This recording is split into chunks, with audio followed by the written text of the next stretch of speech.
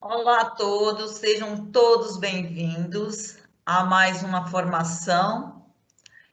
E hoje, com uma outra configuração, nós estamos com a parceria com a Leste 1, né, Leste 2, Leste 3 e Mogi.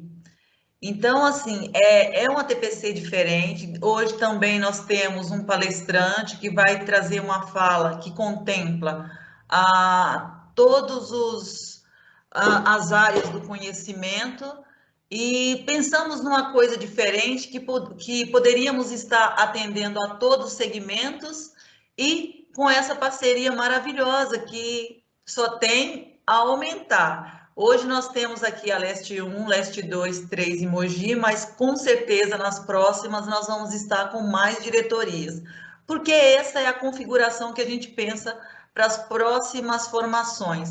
Ter mais gente do nosso lado, ter mais parceiros para que a gente possa construir junto e compartilhar com os nossos professores. Espero que vocês todos estejam bem, se cuidando, que é isso que a gente quer. Então, agora eu gostaria de apresentar a vocês os nossos parceiros, né? É bom que vocês conheçam cada um e elas vão estar falando um pouquinho, né? Só se apresentando para que todos conheçam.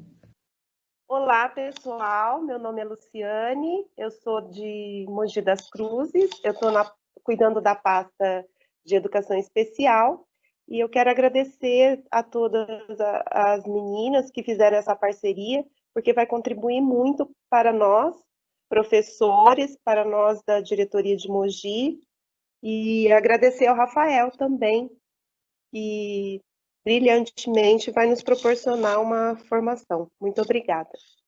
Olá, pessoal. Muito obrigada pela oportunidade dessa parceria. Acredito que o Rafael vai contribuir de forma muito significativa para a nossa formação. Com certeza. Eu sou a Beatriz, eu pertenço à diretoria Leste 1, estou na pasta de educação especial também, e eu quero agradecer a todas vocês, né, por essa parceria maravilhosa, inclusive a Roberta, da Leste 2, que está nos auxiliando na edição do vídeo, né, e nos preparando mais bonitas para poder ficar bonitas para vocês no ATPC. Né? Então, eu quero agradecer muito essa oportunidade ímpar que nós estamos tendo, né? Inclusive de trazer um profissional tão conceituado como o Rafael. Bia, eu gostaria de reiterar aqui o meu agradecimento ao Rafael, né? Gratidão mesmo pela parceria que formou conosco e que eu acho que só tem a acrescentar mesmo. E obrigada, Rafael. Obrigada, Roberta, por essa parceria também aqui, né, nesse momento. E passo a palavra. Então, nós estamos falando tanto do Rafael, então vamos ser breve, né, meninas, para o Rafael poder aparecer um pouco, né? Todo mundo quer ver o Rafael. Então, assim, vou brevemente vou relatar para vocês como eu conheci o Rafael. Ele foi nosso professor interlocutor numa escola, Dom João Maria Ogno, e ele fez um trabalho muito interessante para a Leste 1, na época presencialmente, com professores de todas as áreas do conhecimento, tipo oficinas de possibilidades de estratégias de adaptações curriculares em todas as áreas para o aluno surdo. E ele não vai fazer diferente hoje, né? Isso ele vai dar o prosseguimento nisso, mas de um formato diferente, que é o formato que atualmente nós podemos ter, né? Que é o formato online. Mas não será menos proveitoso do que o presencial, porque o Rafael é uma pessoa ímpar, né? Então, o Rafael, ele tem uma formação muito privilegiada. Ele é graduado em Ciências da Natureza, desde 2009. Ele é pós-graduado em Educação Inclusiva, com ênfase em deficiência auditiva desde 2016. Ele é mestre em Educação desde 2018 e ele está em andamento o seu doutorado em Educação também. Ele tem uma trajetória profissional excelente, o Rafael. Ele é professor no ensino superior desde 2010. Ele é professor de Libras desde 2009, coordenador pedagógico no curso de Tradução e Interpretação Libras-Português desde 2015. Ele é palestrante em encontros relacionados à acessibilidade de surdos na educação e formação de professores. E ele é palestrante também em minicursos e oficinas relacionadas às estratégias educacionais bilíngues, Libras-Português, e adaptação curricular. Esse é o nosso tema com o Rafael. Ele vai trazer para nós hoje várias possibilidades de estratégias voltadas ao aluno surdo em relação às adaptações curriculares. Primeiramente, obrigado pelo convite, obrigado pela parceria, sempre muito bom dividir conhecimento com pessoas tão incríveis e num cenário que precisa sempre muito de apoio, né? Hoje os nossos professores muitas vezes ficam perdidos em sala de aula, né, com a demanda do processo de ensino-aprendizagem aí dos alunos com deficiência. E aí eu acho que a ideia desses encontros é levar um pouco aí de estratégias, né, educacionais, de a gente pensar um pouco em como trabalhar com adaptação curricular e flexibilização curricular. Eu acho que a gente sempre tem que estar muito atento, né, ao que o nosso aluno está aprendendo, né, a questão de acessibilidade ao currículo, que é uma demanda que nós, educadores, temos que ficar sempre atentos, na medida que é um direito desse nosso aluno, né, ter esse aprendizagem. Então, agora, como a gente consegue levar isso para o nosso aluno, né, que eu acho que esse é o desafio, lembrando sempre que muitos dos nossos colegas não tiveram nas suas formações iniciais disciplinas que contemplassem a educação especial, né, uma educação inclusiva. Então, ficou fora da grade curricular de muitos colegas da gente, a gente sabe disso. Então, eu acho que esses encontros, como outros que nós fizemos, que eu tive o prazer aí de trabalhar com a Bia na Leste 1, levar um pouco, né, dividir, compartilhar um pouco desse conhecimento, dessa prática que eu já há anos faço e com ótimos retornos desses alunos, né, em questões relacionadas aí ao nosso currículo, né? Então, obrigado. Nos vemos aí nos encontros pelas áreas. Então, as formações vão ser divididas aí em áreas, como a Bia comentou, e fora questões relacionadas à adaptação, né, à flexibilização aí do nosso currículo, pensar também um pouquinho nos instrumentos de avaliação. Eu acho que a gente também precisa, né, estar atento a isso, como avaliar o nosso aluno. Claro que aqui o foco vai ser o nosso aluno surdo, mas muitas das coisas que eu vou estar trazendo para vocês e para acrescentar aí as diretorias, os nossos parceiros aí, acredito que dê para a gente também ampliar isso para os outros alunos com deficiência. Claro, né, respeitando muito questões relacionadas às dificuldades de aprendizagem, mas acho que dá para a gente também ampliar um pouco essa nossa visão em sala de aula, né? E que eu sempre comento isso com a Bia, né? Eu acho que no final da história todos saem ganhando, né? Inclusive aquele aluno que não tem nenhuma deficiência, mas ele convivendo nesse ambiente onde ele percebe que os professores, que as escolas, elas conseguem promover uma política educacional inclusiva. Eu acho que todos, né, saem ganhando, né? Não só os professores, mas os alunos, a família, né, que se sente acolhidos, né, que os seus filhos, os seus entes queridos estão tendo acesso à educação e que seja ela de qualidade, né, como todos nós esperamos e lutamos que seja, tá bom? Mas obrigado pela oportunidade e é isso. Obrigada. Eu acho assim, quem agradece somos nós, né, meninas? Por ter um profissional Quem agradece somos nós, e nós temos certeza que vai ser uma semana muito bela de trabalho e muito gratificante para todos, tá bom? Eu encerro aqui, porque também eu já falo demais, né, Rafael? E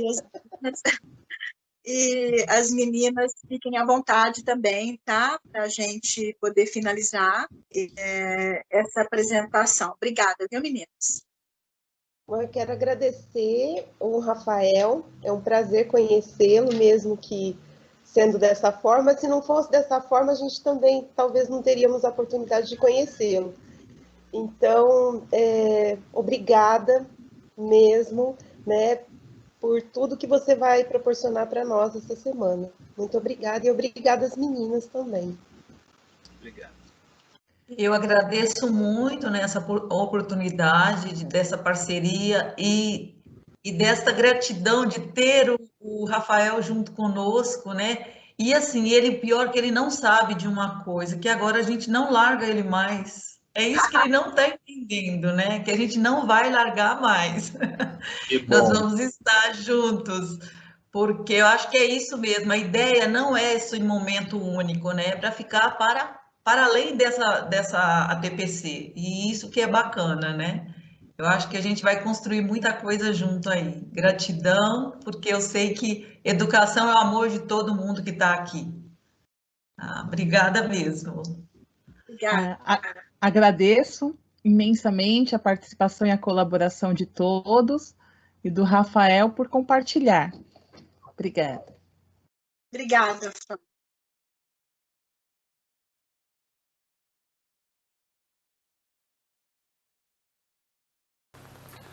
Olá, sejam bem-vindos a este encontro com o título Possibilidades de adaptações curriculares nas áreas do conhecimento para alunos surdos.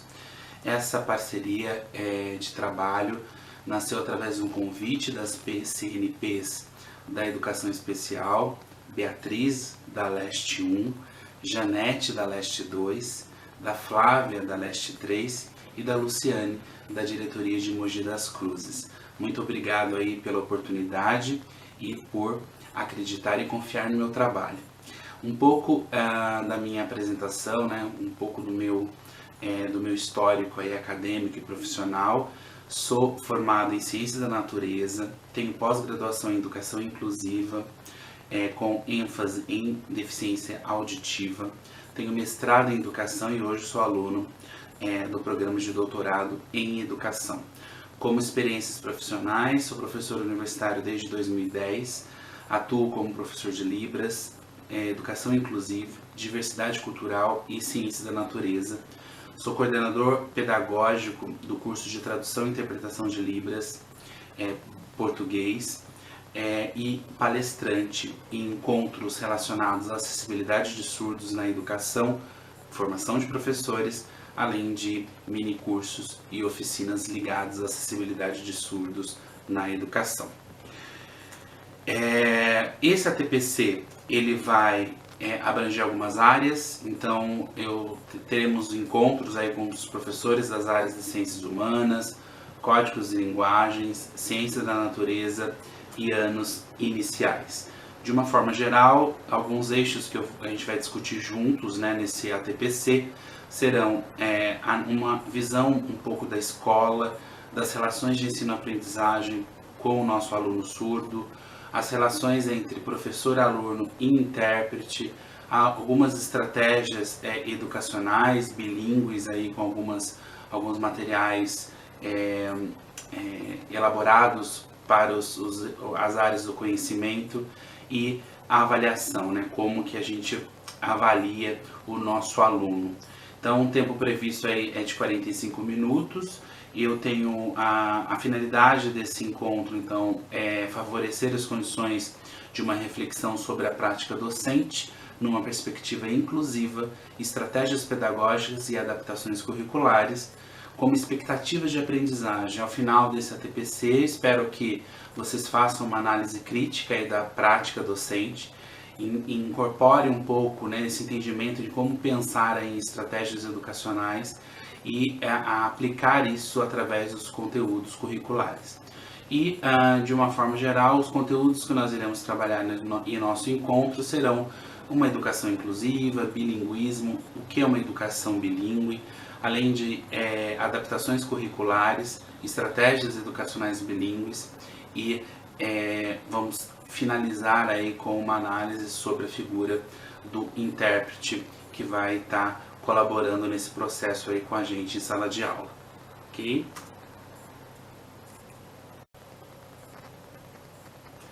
Dando continuidade nos saberes e práticas da inclusão. Então, inicialmente eu quero dividir um pouco com vocês a ideia do que é uma educação inclusiva, né? Então eu trago aí o material que vocês receberam no início dessa formação,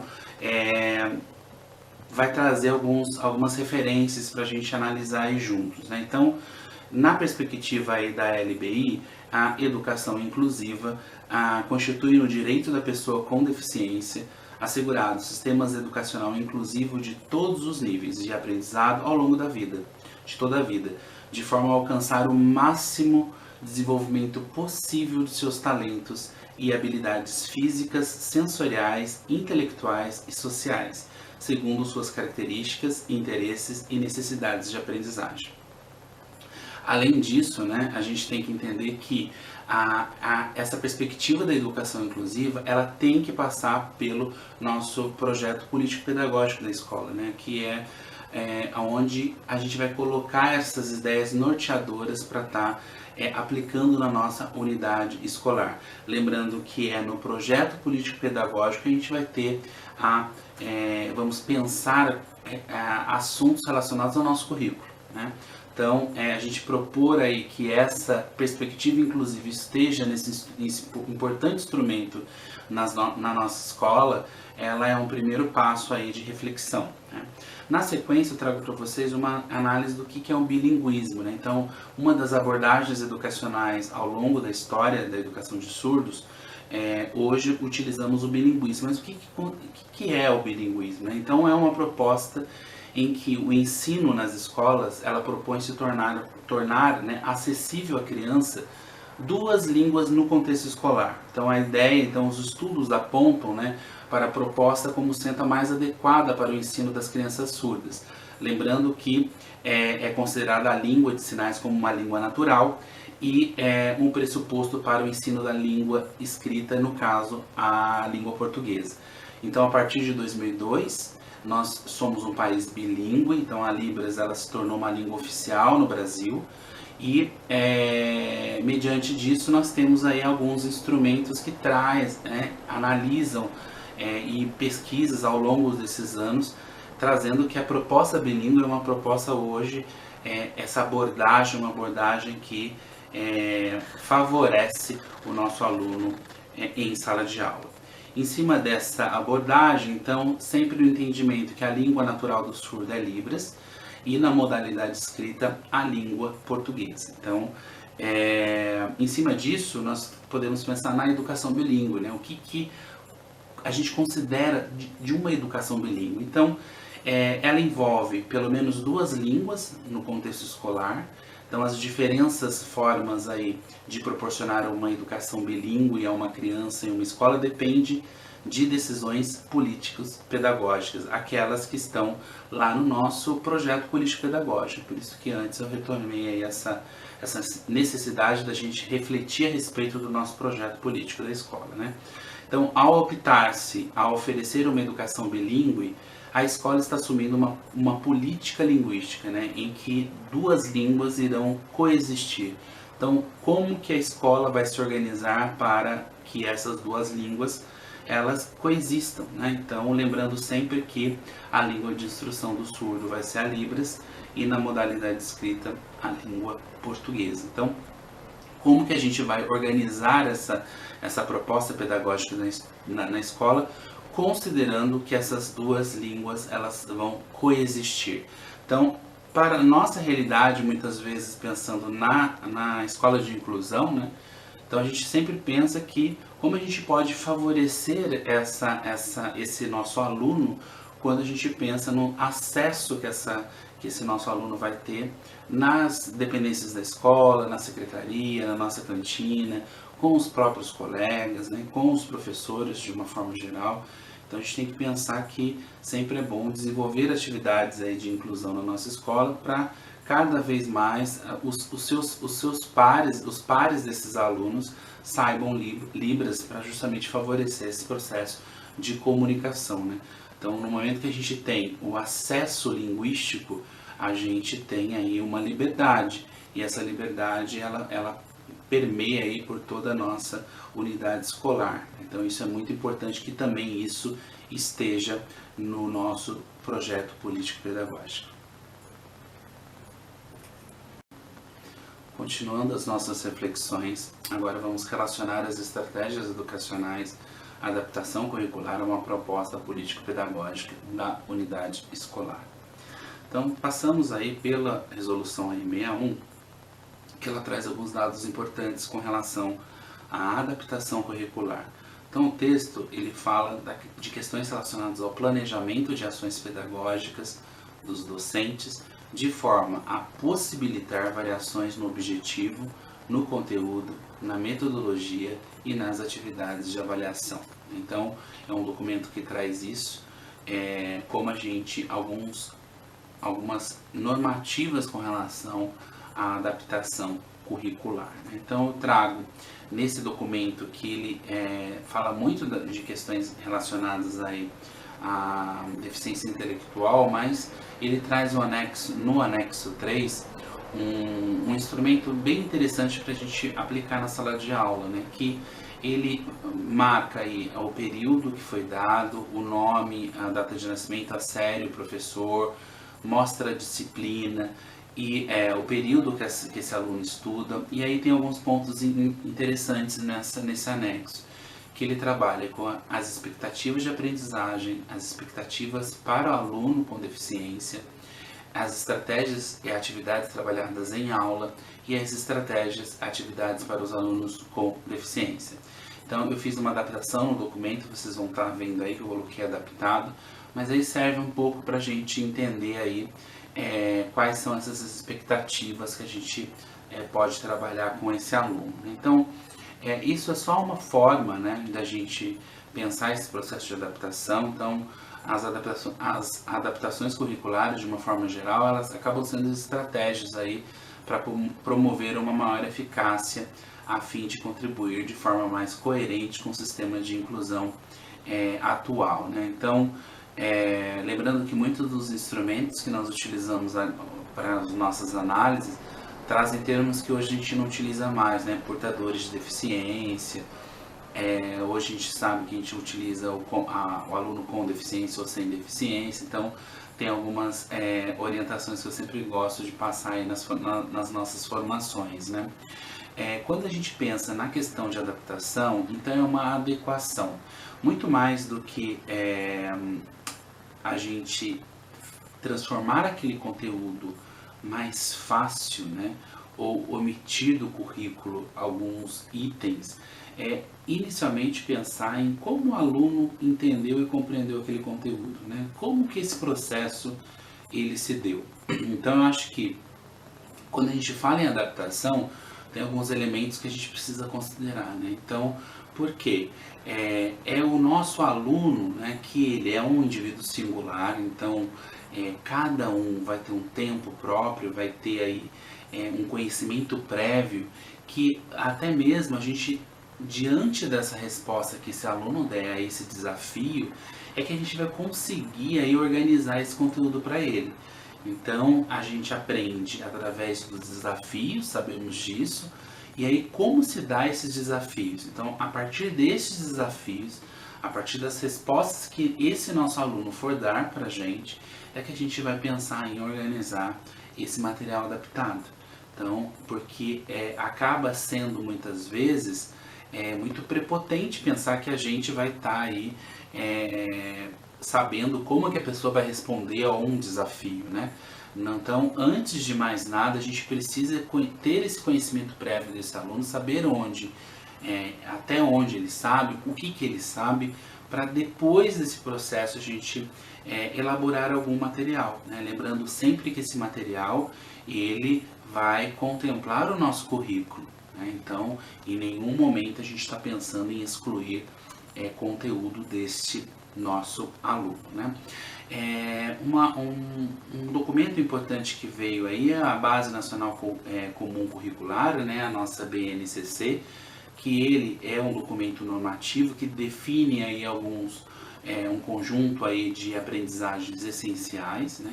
Que os alunos vão desenvolvendo ao longo das etapas aí das modalidades da educação básica, mas de uma certa forma transformar, né? Dar acesso ao currículo de forma igualitária. Além disso, né, a gente tem que pensar em que esse documento acaba contribuindo com a educação inclusiva, né? Então, no momento em que ele vai estar dizendo que a gente tem a aprendizagem de uma forma geral, ela é diferente, né? Além disso, existem outras formas do nosso aluno manifestar esse conhecimento. Então, alguns pontos importantes que nós precisamos ficar atentos quando a gente usa esse instrumento, né? Que o currículo está ali, né? Esses conteúdos essenciais, eles estão ali configurados. Agora, como a gente vai trabalhar com eles na nossa realidade em sala de aula, né?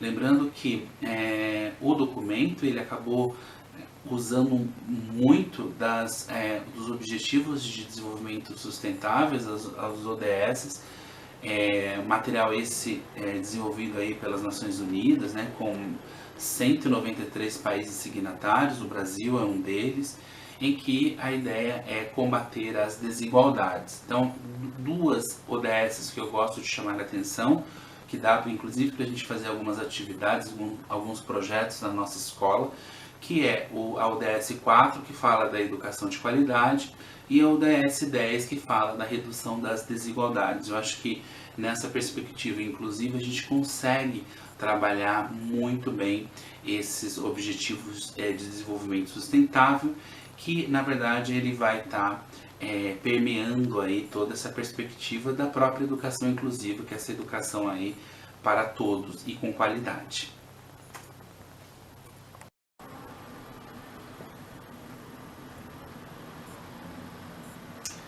Dentre as estratégias educacionais bilíngues que nós vamos estar acompanhando agora, trago o eixo, a área da física, né? Então, essa atividade eu apliquei numa oficina, né, que eu tinha inicialmente com alunos surdos, e aí depois acabei aplicando para outros alunos surdos e ouvintes, e depois muitos professores.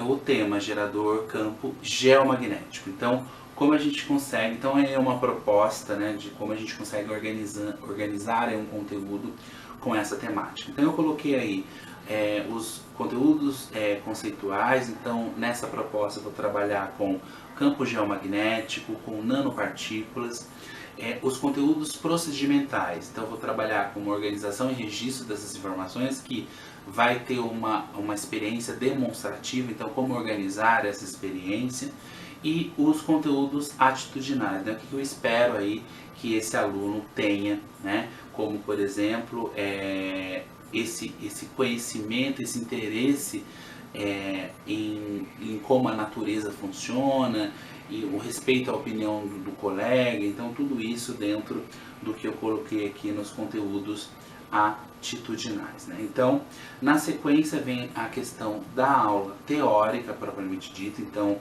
é um espaço da aula que eu abro para as questões relacionadas aos conceitos, para as áreas da ciência da natureza. Isso é muito importante deixar claro, né?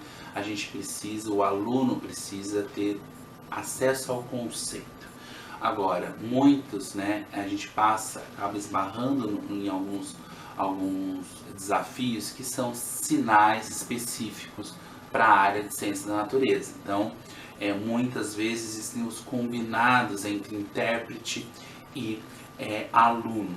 Mas hoje, com a internet, com o avanço das pesquisas, nós já temos aí fontes de sinais próprios para as áreas da ciência da natureza, e que são opções muito interessantes de consulta, né, que você pode até compartilhar isso com o professor interlocutor, e se você não tiver na sua sala, você pode já ir atrás dessas fontes, né, que acabam ajudando nesse processo com os alunos, né, tanto na biologia, na química, na física e também na área da matemática. Então, essa parte da aula foi destinada às questões teóricas e conceituais. Então, eu trago aí uma definição de ferro fluido, né, que é um material que tem nanopartículas de ferro, em que na presença aí de um campo magnético elas vão ficar ordenadas. Então, tem aí uma figura mostrando um pouco desse comportamento dessas partículas. Na sequência, eu continuo explicando superímã, campo geomagnético, então com alguns conceitos aí desses itens, todos esses porque na demonstração a gente vai ter superímã, a gente vai ter o ferro fluido, né, e que vai estar gerando um campo que aí a gente vai depois linkar com o campo geomagnético, né? Então, toda essa parte anterior à demonstração, e aí chega na aula demonstrativa mesmo. Sabemos que as aulas demonstrativas elas são muito interessantes, né? Principalmente para as áreas de ciência da natureza. Você pegar o seu aluno, você ir para um laboratório, ou ir, né, fazer aí, levar o seu aluno para uma atividade prática é muito bom para a fixação aí desses conteúdos. E aí a aula demonstrativa ela foi dividida aí em duas fases, né? Então a primeira fase aí conseguir identificar esses conhecimentos prévios desse aluno, e aí na sequência explicar aí, né, organizar a experiência propriamente dita através dos materiais levados para a sala de aula, né? Então, fora isso, nós temos aí como que foi uma avaliação. Então, para os alunos, né, houve a opção de uma estratégia deles gravarem um vídeo aí com uma duração aí de aproximadamente 1 minuto, eles contando um pouco dessa experiência. Por que eu coloquei isso? Porque esse vídeo ele também pode ser em Libras, né, para os alunos surdos. Então é uma oportunidade que também esses alunos têm de participar de forma igualitária a todas as atividades ali da sala de aula. Então, além de ter acesso ao conteúdo igual a todo mundo, ele também vai fazer as mesmas atividades, claro, com recursos adaptados. Então, a opção que nós podemos dar para esse aluno é gravar esse material na língua dele. E aí, coloquei uma observação aí, né? Então, esse conteúdo a gente acaba vendo no 9º ano, então isso às vezes aparece. Geomagnetismo na área aparece já no 5º ano, e no ensino médio através da eletromagnetismo que a gente vê aí no 3º ano do ensino médio. Então algumas estratégias, e aí eu coloquei, até está em vermelho aí para vocês, que aí tem o documento original que eu coloquei para vocês. Existe a possibilidade da gente fazer um trabalho interdisciplinar utilizando essa aula demonstrativa, porque sabemos que o campo geomagnético ele também atua nos seres vivos. Então podemos chamar o professor de biologia para participar aí, né? Então, por que alguns pássaros, por que tartarugas seguiam, né, por campo magnético, alguns seres vivos seguiam por campo magnético, colocar um pouco de questões relacionadas à própria geografia, né? Então um pouco como o planeta, né, ele é organizado, por que gera, nós temos esse campo geomagnético no planeta. Então a gente pode já avançar nessa linha com a parceria do professor de geografia, e também na história, né, contando um pouco de questões relacionadas às descobertas nesse campo, e aí a parceria com os professores das ciências humanas aí, pode ser muito bacana e muito enriquecedor para todo mundo. Então eu particularmente gosto muito dessas atividades interdisciplinares, porque a gente consegue fazer aí projetos muito bacanas e que todos saem ganhando, né? Então todos os professores, os alunos, que a gente consegue colocar eles para fazerem várias atividades que isso torna muito significativo nesse processo, né? E aí na sequência tem algumas referências bibliográficas, e aí eu coloquei aí duas fotos de de como essa ideia do campo geomagnético, que é uma ideia muito abstrata e que é difícil, né, para os alunos, de uma forma geral, entenderem, né, essas questões desses conceitos abstratos. Mas com a aula demonstrativa e fazendo com que, através do ferrofluido, a gente gere esse campo geomagnético, esse magnetismo em cima desse material que eles vão estar manuseando, então isso fica ali no concreto, né? Então isso aumenta muito essa experiência de aprendizagem para esse aluno, né? E aí, como de costume, eu coloco aqui como a gente consegue trabalhar na área de ciências na base nacional comum curricular. Então coloco aqui para vocês, né? Então a gente consegue trabalhar esse tema no 6º ano, através de qual unidade temática? Terra e Universo. Quais os objetivos? Forma, estrutura e movimentos da Terra. E as habilidades, está lá, identificar diferentes camadas da estrutura da Terra e suas principais características. Então, só uma sugestão aí, lembrando que para o eixo de ciências, para os professores de ciências, a exploração das vivências, saberes, interesses e curiosidades dos alunos sobre o mundo natural e material, né? Então, isso está lá indicado na BNCC. Então, isso é uma sugestão para o Fund 2. Para o ensino médio, então, lembrando aí que no ensino médio a gente já pode, né, um olhar mais articulado aí com a biologia, com a física e com a química. E aí a gente tem lá esse conceito podendo ser trabalhado no 3º ano do ensino médio, através da disciplina da unidade temática eletromagnetismo. E aí tem aí os objetivos e as habilidades como nos outros arquivos, né? Então, essa ideia de construção aí de unidades, de eixos, é bem interessante e acaba aí facilitando um pouco na organização dos nossos conteúdos. Então, eu vou elaborar um material em cima o que? Eu posso utilizar essas habilidades, eu posso utilizar esses objetivos, lembrando sempre nessa perspectiva da gente estar organizando o material mais visual, procurando esses recursos que a gente consiga estar utilizando para o nosso aluno surdo. Lembrando sempre que é um tipo de recurso que não vai só estar beneficiando o nosso aluno surdo, vai estar beneficiando todos os alunos, né? Então, claro, se você vai ter muitas vezes, se você tem um outro aluno, por exemplo, que é cego, e aí dentro, claro, você vai fazendo adaptações nesse contexto. Aqui, né, eu estou fazendo um recorte em cima de um aluno surdo, mas a gente consegue ir adaptando, né, através dos nossos encontros pedagógicos, um pouco, né, para a gente contemplar essa diversidade na nossa sala de aula, né? Mas sempre lembrando em sentar e conversar, né, alinhar aí esses objetivos de aprendizagem no nosso contexto da sala de aula. E aí eu trago aqui um recorte para a matemática.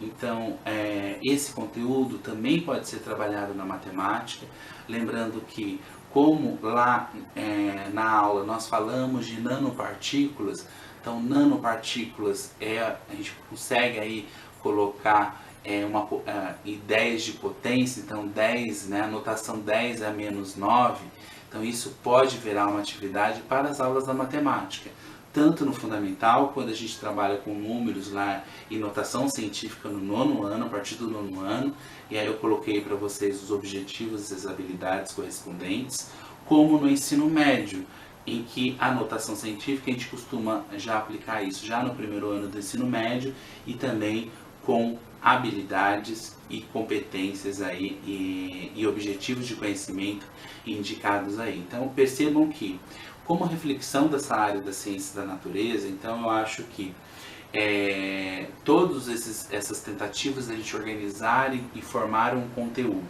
e esse conteúdo, né, depois avançar para um instrumento de avaliação. A gente precisa, além, né, de estar transformando essa experiência de uma maneira visual para os nossos alunos, através de recursos, novas estratégias educacionais, a gente traz esse aluno para assumir essa questão de protagonismo nesse processo, né? Como? Fazendo eles participarem de muitas atividades.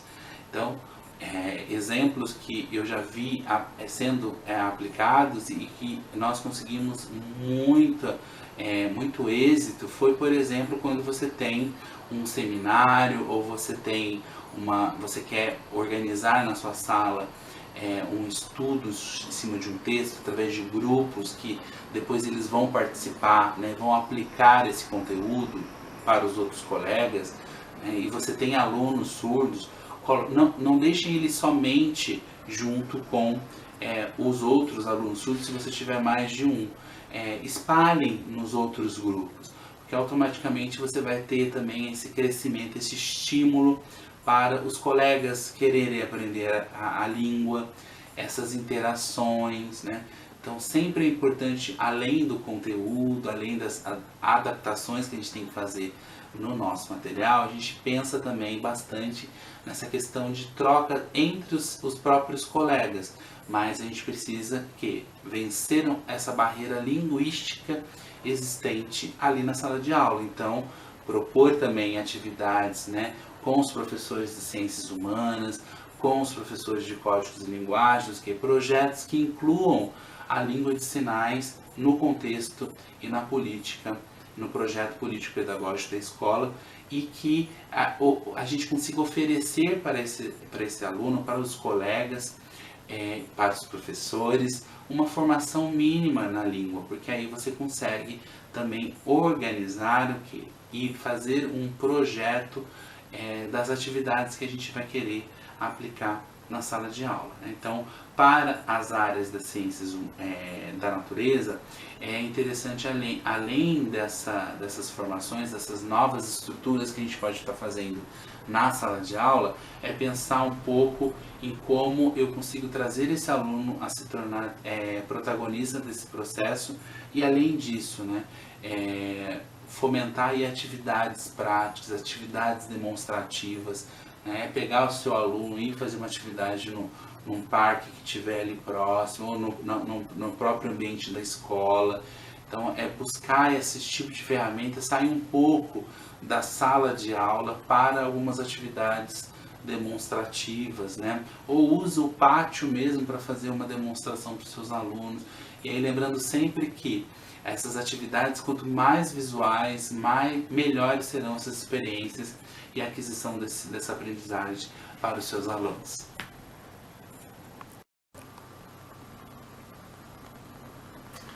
Dando continuidade, vamos agora conhecer as características principais da tradução e interpretação no contexto educacional. Então, o que eu vou trazer agora para vocês é um pouco desse entendimento dessa figura, né, do professor interlocutor, né? Lembrando que a profissão de tradutor e intérprete, ela foi oficializada no dia 1º de setembro de 2010, através da Lei 12.319, em que, a partir desse momento, nós temos aí o exercício da profissão sendo regulamentado, né? Além disso, dessa vitória, que é muito importante, nós temos nesta lei trazendo algumas informações importantes, como formar, questões de atuação técnica e relacionadas à ética profissional. Em cima disso, a importância aí nesse esboço que eu fiz para vocês, entendendo que nós estamos todos interligados, né? Então, professor, alunos e intérpretes. Então, você, professor, né, que está aqui nessa formação, é interessante entender que o professor interlocutor, ele é uma base que nós temos na sala de aula, né? E nós precisamos, né, ver este profissional como um parceiro. Então, além disso, né, dele, né, precisar da nossa ajuda muitas vezes, a gente precisa da ajuda deles. Então, a ideia original, né, quanto mais próximo eu ficar do professor interlocutor e esse trabalho for de parceria, né, mais o nosso aluno sai ganhando nesse processo, porque automaticamente você vai ter, né, uma aula mais elaborada, com uma troca melhor, uma troca de experiência melhor, e aí automaticamente quem está ganhando é o nosso aluno, né? Então, eu trago aí alguns dados importantes de como a gente se posiciona com relação ao intérprete, alguns cuidados que a gente tem que ter com o aluno surdo, né? Então, evitar aí questões relacionadas à sombra, posicionamento na sala.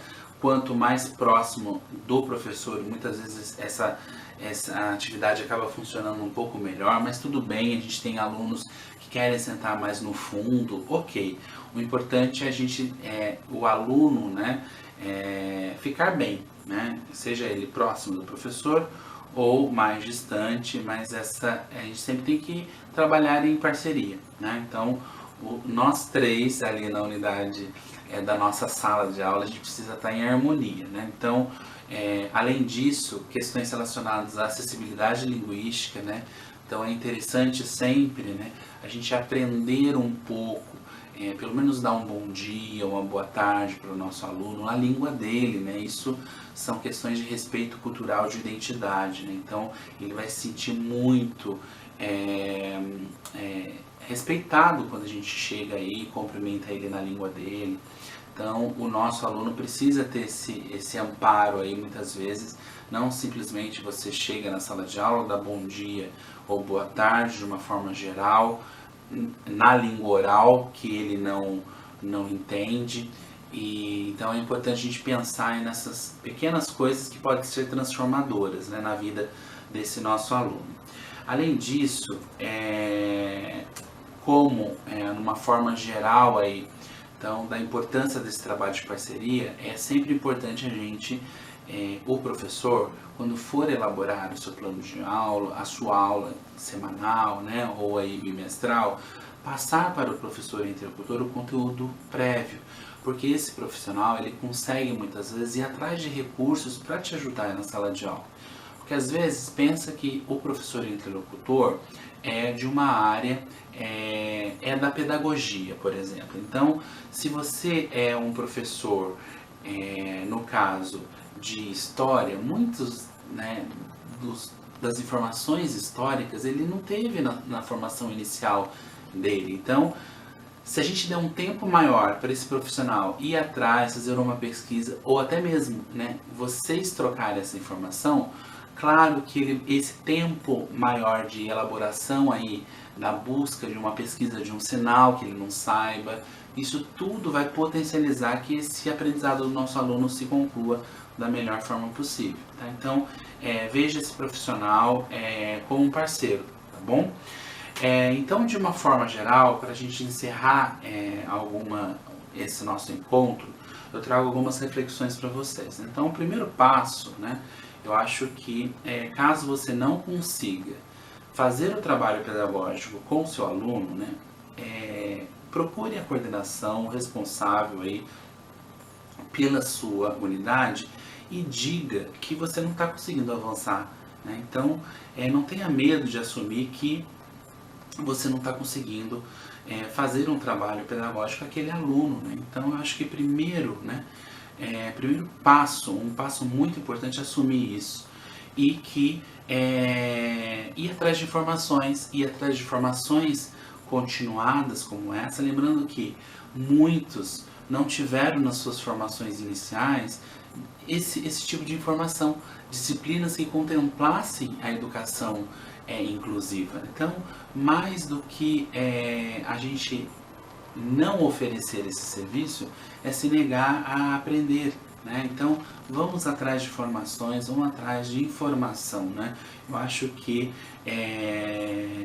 a gente precisa, né, também nos reinventar nesse processo, né? Que, lembrando sempre, né, você não está sozinho nesse processo. Então, isso é muito importante, né? Isso dá um alívio para muitos professores, né?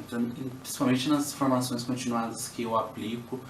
É importante a gente sai mais leve quando a gente assume que eu preciso ir atrás de formação. As formações continuadas oferecidas aí pelo núcleo da educação especial, elas podem contribuir com essa formação da melhor forma possível, né? Então, e a gente precisa também entender que a gente precisa derrubar um paradigma, né? O nosso aluno é muito mais do que um simples boletim, né? Então, a gente precisa entender que eles, né, os alunos de uma forma geral, eles são diferentes. E aí eles vão ter respostas diferentes. Então, pensar numa mentoria, pensar numa assessoria aí para a implementação de um processo, de um plano, de um currículo, sempre é bem-vindo na unidade escolar, né? Então, sinaliza isso para a sua coordenação ou para o seu coordenador de uma forma geral, para a direção da escola, né, que é a pessoa aí responsável por conduzir a sua unidade escolar. Isso é sempre muito importante. Além disso, né, nós devemos sempre olhar o nosso aluno como qualquer outro, e ver as suas potencialidades, né? Então, além de contribuir para esse processo de ensino-aprendizagem, né, a gente precisa ter que esse acesso seja de forma plena. A gente precisa que o plano curricular aconteça. Nós precisamos de novas estratégias educacionais, então, através das metodologias ativas ou outras formas da gente conseguir aí, levar da melhor forma possível esse conteúdo para os nossos alunos. Além disso, através de uma política linguística de acesso à língua de sinais na nossa unidade escolar, através de projetos de ensino para os alunos, para a direção, para os professores, né? Então, para que esse convívio na escola se dê da melhor forma possível, de forma integral, né? E lembrando sempre que os nossos alunos, eles possuem tempos, né, de aprendizagem diferentes e automaticamente os resultados serão diferentes. Porém, a gente não pode nunca dizer que aquele conteúdo não foi alcançado em cima das nossas expectativas. E sim, muitas vezes, nos pequenos avanços, a gente vê aí que o nosso aluno conseguiu o objetivo, ele avançou de alguma forma, né? Então isso torna esse processo muito importante e significativo, tá? Finalizo aí com o meu obrigado por esse encontro, por esse bate-papo. Tem aí o meu e-mail, as minhas redes sociais e meus contatos telefônicos. Caso precisem, tenham alguma dúvida, podem escrever. E eu estou aqui justamente para, lembrando, né, não é só uma forma de conduzir, de mostrar e dividir um pouco a minha experiência ao longo aí desses 10 anos em atividades, pensando na educação de surdos, para facilitar aí um pouco e contribuir um pouco com o dia a dia e a prática docente de vocês. Muito obrigado.